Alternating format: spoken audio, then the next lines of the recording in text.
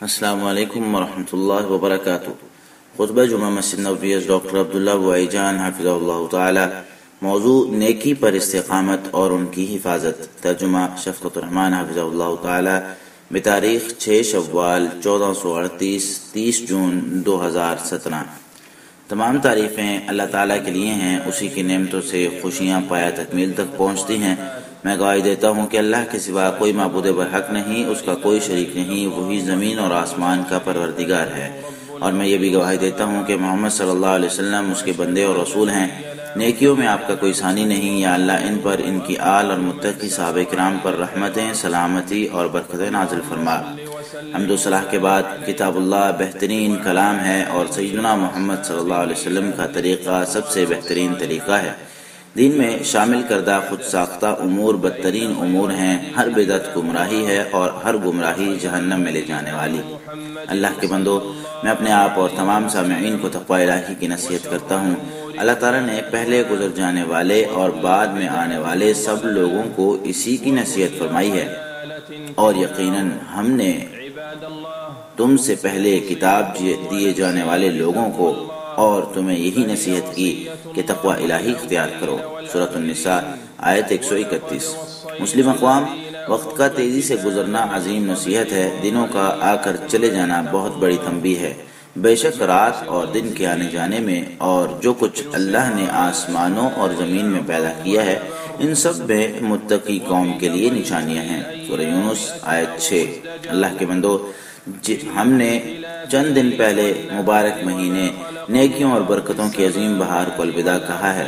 یہ مہینہ ہمارے لیے عنایتوں اور رحمتوں سے بھرپور، مغفرت اور نوازشوں سے معمور ثابت ہوا۔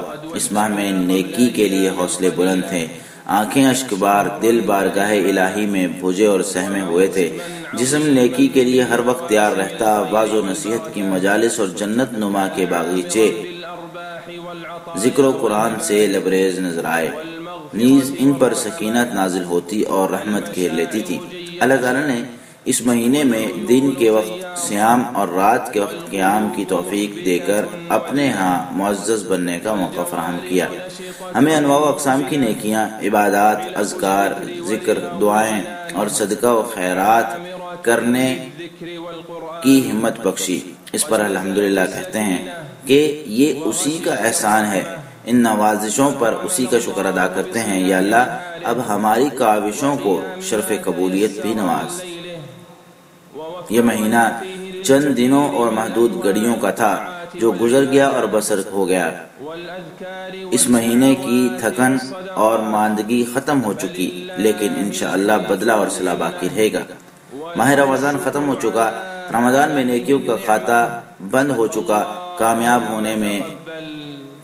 ہونے والے کامیاب ہو گئے اور محروم ہونے والے محروم ہو گئے۔ شرف قبولیت کسے ملا؟ معلوم ہو جائے تو ہم اسے مبارکباد دیں، اور جسے پھٹکارا گیا اس کے ساتھ افسوس کریں۔ اللہ کے بندو، عبادت کا عبادت گزار پر اثر ضرور ہوتا ہے۔ فرمان باری تعالیٰ ہے، بے شک نماز بے حیائی اور برائی سے روکتی ہے۔ سورۃ العنکبوت آیت 45۔ قبولیت کی علامت یہ بھی ہے کہ انسان بہتری کی جانب گامزن ہو جاتا ہے۔ بے شک مقبول نیکی جنت کی طرف رہنمائی کرتی ہے، جبکہ دوسری جانب نیکیوں کے مسترد ہونے اور دھتکارے جانے کی علامت یہ ہے کہ رمضان کے بعد انسان الٹے پاؤں پھر جائے، بد سے بدترین ہو جائے، کیونکہ برائی کا باعث بنتی ہے۔ یہ اچھی بات ہے کہ بدی کے بعد نیکی کریں، اس سے بدی مٹ جاتی ہے، لیکن اس سے بھی اچھی بات یہ ہے کہ نیکی کے بعد بھی نیکی ہی کی جائے۔ وہ گناہ بہت ہی برا ہے جو نیکی کے بعد کیا جائے اور وہ نیکی کو ملیا میٹ کر دے۔ توبہ کے بعد ایک گناہ توبہ سے پہلے والے ڈھیروں گناہوں سے سنگین ہے۔ راہ راست سے پھرنا بہت ہی بھیانک بلکہ مہلک بیماری ہے، اسی لیے اللہ تعالیٰ سے مرتے دم تک ثابت قدمی مانگو۔ دل کے پھرنے سے اللہ تعالیٰ کی پناہ طلب کرو، چستی کے بعد سستی سے پناہ مانگو۔ نیکی کے بعد بدی ذلت آمیز عمل ہے، قناعت پسندی کے بعد لالچ بدترین فقر ہے۔ مسلمانوں، نیکی کی راہیں تو بہت ہیں، لیکن اس کے راہی کہاں ہیں؟ بھلائی کے دروازے تو کھلے ہیں، لیکن اس میں داخل ہونے والے کہاں ہیں؟ حق بات واضح ہے، اس لیے گمراہ صرف ہلاک ہونے والے ہی ہوں گے۔ مسلمانوں، تمہارے نصیب میں لکھی ہوئی ہر قسم کی نیکی کر گزرو، کیونکہ اللہ تعالیٰ کا فرمان ہے اے ایمان والو رکوع اور سجدے کرو، اپنے پروردگار کی عبادت کرو اور ہر قسم کی نیکی بجا لاؤ تاکہ تم فلاح پاؤ۔ سورۃ الحج آیت 77۔ نیکی کے کام کے لیے مداومت، استقامت اور ثابت قدمی بہت بڑی نیکی میں شامل ہے، نیز دائمی اور تسلسل کے ساتھ نیکی اخلاص اور قبولیت کی نشانی بھی ہے۔ رسول اللہ صلی اللہ علیہ وسلم کے فرمان ہے اللہ تعالیٰ کے ہاں محبوب ترین عمل وہ ہے جو دائمی ہو۔ اسی طرح رسول اللہ صلی اللہ علیہ وسلم جو بھی عمل کرتے اس پر ہمیشگی فرمایا کرتے تھے، لہذا اطاعت گزاری پر ثابت قدم رہو، نیکی پر ڈٹ جاؤ اور ہمیشہ اچھے عمل کرو۔ اللہ کے بندو اپنی نیکیوں کی قبولیت کے لیے بھی خوب کوشش کرو، نیکیوں کے ضائع ہونے یا ختم ہونے سے حتی الامکان بچو، کیونکہ یہ بہت بڑا نقصان ہے کہ تمہارے خون پسینے کی نیکیاں دوسروں میں تقسیم کر دی جائیں، اور اصل مفلسی بھی یہی ہے۔ ابو ہریرہ رضی اللہ تعالیٰ عنہ سے مروی ہے ایک حدیث میں کہ رسول اللہ صلی اللہ علیہ وسلم سے پوچھا گیا کیا آپ جانتے ہیں مفلس کون ہے؟ آپ صلی اللہ علیہ وسلم نے پوچھا کہ آپ جانتے ہیں کہ مفلس کون ہے؟ صحابہ نے عرض کیا ہمارے ہاں وہ شخص مفلس ہے جس کے پاس دولت اور ضروریات زندگی نہ ہو۔ تو آپ صلی اللہ علیہ وسلم نے فرمایا میری امت میں وہ شخص مفلس ہے جو قیامت کے دن نمازیں، روزے اور زکوٰۃ لے کر آئے گا، اور ساتھ میں اس نے کسی کو گالی بھی دی ہوگی، کسی پر تہمت لگائی ہوگی، کسی کا مال ہڑپ کیا ہوگا، کسی کا خون بہایا ہوگا، کسی کو مارا ہوگا، تو ان میں سے ہر ایک کو اس کی نیکیاں دے دی جائیں گی، اور پھر جب اس کی نیکیاں بھی ختم ہو جائیں گی اور ابھی حساب باقی ہوگا تو دوسروں کے گناہ اس پر ڈال دیے جائیں گے اور پھر اسے جہنم میں پھینک دیا جائے گا۔ مسلم۔ اللہ کے بندو، مذکورہ بالا مفلسی کا سب سے بڑا ذریعہ یہ ہے کہ اللہ تعالیٰ کی نافرمانی کو معمول سمجھ بیٹھیں اور حرام کردہ چیزوں کا ارتکاب کریں، یہ ذلت، رسوائی اور مفلسی کا سب سے بڑا سبب ہے۔ چنانچہ سیدنا ثوبان رضی اللہ تعالیٰ عنہ بیان کرتے ہیں کہ رسول اللہ صلی اللہ علیہ وسلم نے فرمایا میں اپنی امت میں سے ایسے لوگوں کو جانتا ہوں جو روز قیامت تہامہ کے پہاڑوں جیسی چمکدار نیکیاں لے کر آئیں گے، لیکن اللہ تعالیٰ انہیں اڑتی ہوئی دھول بنا دے گا۔ اس پر سیدنا ثوبان رضی اللہ تعالیٰ عنہ نے کہا اللہ کے رسول ہمیں ان کے اوصاف واضح کر کے بتلائیں کہ کہیں ہم ان لوگوں میں شامل نہ ہو جائیں اور ہمیں پتہ بھی نہ چلے۔ تو آپ صلی اللہ علیہ وسلم نے فرمایا وہ تمہارے بھائی ہیں اور تمہاری قوم سے ہیں، وہ بھی رات کو اسی طرح قیام کرتے ہوں گے جس طرح تم قیام کرتے ہو، لیکن ان میں منفی بات یہ ہوگی کہ جس وقت وہ تنہا ہوتے ہیں تو اللہ تعالیٰ کے حرام کردہ کام کر بیٹھتے ہیں۔ ابن ماجہ، اسے البانی نے صحیح کہا ہے۔ وہ روزے رکھتے تھے، نمازیں پڑھتے تھے، بلکہ رات کو کچھ قیام بھی کرتے تھے، لیکن خلوت میں اللہ تعالیٰ کو اپنا نگران اور نگہبان نہیں سمجھتے تھے۔ جب بھی انہیں تنہائی ملتی اللہ کی حرمتوں کو پامال کر دیتے، اسی لیے اللہ تعالیٰ نے بھی ان کے اعمال کو تباہ و برباد فرما دیا، اور انہیں اللہ کی جانب سے وہ ملے گا جن کی انہیں توقع ہی نہیں ہوگی۔ سورۃ زمر آیت 47۔ اذا ما خلوت الدهر يوما فلا تقل خلوت ولكن قل علي رقيب ولا تحسبن الله يغفل ساعة ولا اما يخفى عليه يغيب۔ کسی دن بھی خلوت میں ہو تو یہ مت کہنا کہ میں تنہا ہوں، بلکہ کہو مجھ پر ایک نگران ہے۔ اللہ تعالیٰ کو ایک لمحہ کے لیے بھی غافل مت سمجھنا، اور نہ یہ سمجھنا کہ اوجھل چیز اس سے پوشیدہ ہے۔ اس لیے اپنے پروردگار کی اطاعت پر ثابت قدم بن جاؤ، اپنی زندگی کے تمام گوشوں میں اسی کے احکامات کی پاسداری کرو تو تم کامیاب ہو جاؤ گے اور فائدہ اٹھاؤ گے، خوشحال ہو جاؤ اور مراد پاؤ گے۔ بے شک جو لوگ یہ کہہ کر ڈٹ گئے کہ ہمارا پروردگار اللہ ہے، ان پر کوئی خوف ہوگا نہ ہی وہ غم اٹھائیں گے، یہی لوگ ہیں جنت والے، وہ اس میں ہمیشہ رہیں گے، یہی ان کے کارناموں کا بدلہ ہے۔ سورۃ الاحقاف آیت 13-14۔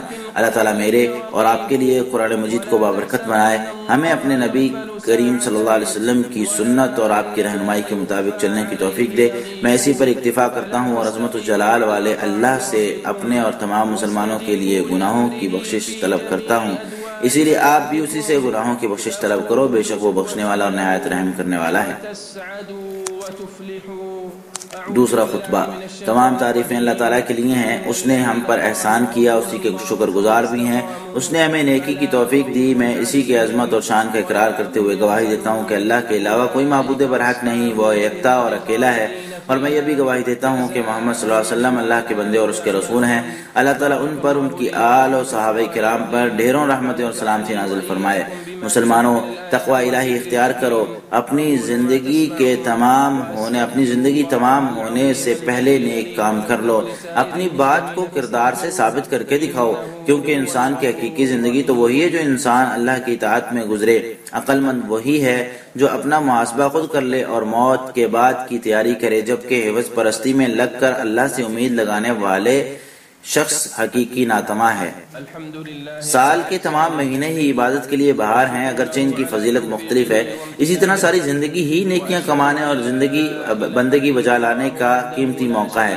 چنانچہ ہر کوئی اپنی جان کا سودا کرتا ہے، کوئی اسے جہنم سے آزاد کروا لیتا ہے تو کوئی اسے تباہ کر لیتا ہے۔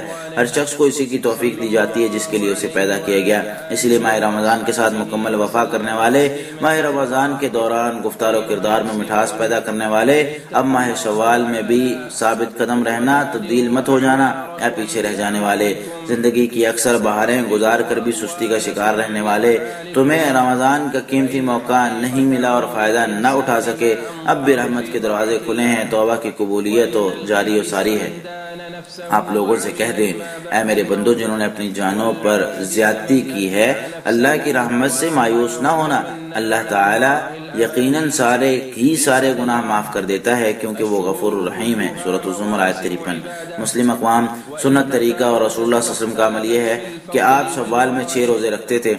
چنانچہ ابو ایوب انصاری رضی اللہ تعالیٰ عنہ سے مروی ہے کہ رسول اللہ صلی اللہ علیہ وسلم نے فرمایا، جو شخص رمضان کے روزے رکھے اور پھر شوال کے 6 روزے بھی رکھے تو یہ اس کے لیے پورے سال کے روزوں کے برابر ہوں گے۔ مسلم، کیونکہ اللہ تعالیٰ ایک نیکی کا بدلہ 10 گنا بڑھا کر دیتا ہے، تو ایک مہینے کے روزے 10 ماہ کے روزوں کے برابر ہوتے ہیں، اور 6 روزے عید الفطر کے بعد 10 گنا یعنی 60 دنوں کے برابر ہوتے ہیں، تو اس طرح یہ پورے سال کے روزوں کے برابر ہو گئے۔ شوال کے 6 روزے الگ الگ یا مسلسل رکھنے میں کوئی حرج نہیں، اس لیے کوئی بھی یہ 6 روزے رکھنے میں سستی اور کاہلی کا شکار نہ ہو۔ یعنی ممکن ہے کہ اللہ تعالیٰ اسے سارے سال روزہ رکھنے والوں میں شامل فرما لے۔ یہ بہت ہی فائدے کے روزے ہیں، اس لیے خصوصی اہتمام اور کوشش کی ضرورت ہے۔ دہشت گردوں کی جانب سے ماہ رمضان میں، وہ بھی مکہ شہر کے اندر بلکہ کعبہ شریف کے قریب، دہشت گردانہ عمل شریعت اور عقل ہر اعتبار سے مذموم عمل ہے۔ ان دہشت گردوں نے رمضان تو کیا، بیت اللہ الحرام کی حرمت کا بھی خیال نہیں رکھا، انہوں نے روزے دار مسلمانوں کی جانوں کا بھی خیال نہیں رکھا۔ سو یہ واضح ہے کہ یہ اسلام دشمن لوگوں کی کارروائی ہے۔ اس بھیانک عمل کی زمین پر فساد برپا کرنے والے شدت پسند ہی جسارت کر سکتے ہیں۔ بیت اللہ کا رب اس کی حفاظت ضرور فرمائے گا۔ اللہ تعالیٰ نے اس شہر کا تقدس پامال کرنے والوں کو سخت ترین وعید سنائی ہے۔ بے شک جو لوگ کافر ہیں اور اللہ کے رستے سے روکتے ہیں، نیز مسجد الحرام سے بھی روکتے ہیں، جسے ہم نے مقامی یا بیرونی تمام لوگوں کے لیے برابر بنایا، اور جو بھی اس میں الحاد اور ظلم کمانے کا ارادہ کرے گا ہم اسے دردناک عذاب چکھائیں گے۔ سورۃ الحج آیت 25۔ اللہ تعالیٰ ان کی عیاری انہی کی بربادی کا باعث بنائے، ان کی نسلیں تباہ و برباد فرمائے، بے شک وہ طاقتور اور غالب ہے۔ اللہ کے بندو، اللہ تعالیٰ نے آپ کو ایک عظیم عمل کا حکم دیا ہے، وہ ہے نبی کریم صلی اللہ علیہ وسلم پر درود و سلام۔ یا اللہ ہمارے نبی اور سیدنا محمد صلی اللہ علیہ وسلم پر رحمتیں، سلامتی اور برکتیں نازل فرما۔ یا اللہ خلفائے راشدین ابو بکر، عمر، عثمان، علی رضی اللہ تعالیٰ عنہم سے راضی ہو جا، تمام صحابہ کرام اور آل نبی سے راضی ہو جا۔ یا اللہ ان کے نقش قدم پر چلنے والے لوگوں سے بھی قیامت تک کے لیے راضی ہو جا۔ یا اللہ ہمیں ان لوگوں میں شامل فرما جن کے روزے قیام اور دیگر تمام اعمال قبول فرما لیے۔ یا اللہ ہمیں ان لوگوں میں شامل فرما جن کے روزے قیام اور دیگر اعمال قبول فرما لیے ہیں۔ یا اللہ ہمیں سالہ سال ماہ رمضان نصیب فرما۔ یا اللہ ہمیں سالہ سال ماہ رمضان نصیب فرما۔ یا اللہ ہمیں صحت و عافیت اور امن و امان کے ساتھ سالہ سال ماہ رمضان نصیب فرما۔ یا اللہ ہمیں لمبی زندگی عطا فرما، ہمارا کردار اچھا بنا اور ہمارا خاتمہ بالخیر فرما یا رب العالمین۔ یا اللہ پوری دنیا میں مسلمانوں کے حالات سنوار دے۔ یا اللہ پوری دنیا میں مسلمانوں کے حالات سنوار دے یا رب العالمین۔ یا اللہ ہمارے حکمران خادم حرمین شریفین کی حفاظت فرما، انہیں خصوصی تحفظ عطا فرما۔ یا اللہ انہیں اور ان کے ولی عہد کو تیرے پسندیدہ کام کرنے کی توفیق عطا فرما، نیکی اور تقوی کے کاموں کے لیے ان کی رہنمائی فرما لے۔ یا اللہ انہیں صرف ایسے کاموں کی توفیق دے جن میں اسلام اور مسلمانوں کا فائدہ ہو، ملک و قوم کی بہتری ہو۔ یا اللہ انہیں اچھے وزیر اور مشیر عطا فرما اور ان کی مثبت انداز میں رہنمائی فرما اور خیر و بھلائی کے لیے معاونت کریں۔ یا اللہ یا رب العالمین، اللہ کے بندو تم عظیم و جلیل اللہ کا ذکر کرو، وہ تمہیں یاد رکھے گا۔ اللہ تعالیٰ کی نعمتوں کا شکر ادا کرو، وہ تمہیں اور زیادہ دے گا۔ یقیناً اللہ کا ذکر بہت بڑی عبادت ہے اور جو بھی تم کرتے ہو اللہ اسے جانتا ہے۔ فاللهم صل وسلم وبارك على سيدنا ونبينا محمد، وارض اللهم عن الخلفاء الراشدين أبي بكر وعمر وعثمان وعلي، وعن سائر الصحابة والآل أجمعين، ومن تبعهم بإحسان إلى يوم الدين. اللهم اجعلنا ممن تقبلت صيامه وقيامه، اللهم اجعلنا ممن تقبلت صيامه وقيامه وسائر أعماله. اللهم أعد علينا رمضان أعواما عديدة، اللهم أعد علينا رمضان أعواما عديدة وأزمنة مديدة ونحن في صحة وعافية وأمن وإيمان. اللهم أطل أعمارنا وأحسن أعمالنا واختم لنا بخير يا رب العالمين. اللهم أصلح أحوال المسلمين، اللهم أصلح أحوال المسلمين في كل مكان يا رب العالمين. اللهم احفظ ولي أمرنا خادم الحرمين الشريفين بحفظك واكلأه برعايتك. اللهم وفقه وولي عهده لما تحب وترضى، وخذ بناصيتهم للبر والتقوى. اللهم وفقهم لما فيه خير للإسلام والمسلمين ولما فيه صلاح البلاد والعباد يا رب العالمين. اللهم ارزقهم البطانة الصالحة الناصحة التي تدلهم على الخير وتعينهم عليه يا رب العالمين. عباد الله، اذكروا الله العظيم الجليل يذكركم، واشكروه على نعمه وآلائه يزدكم، ولذكر الله أكبر والله يعلم ما تصنعون.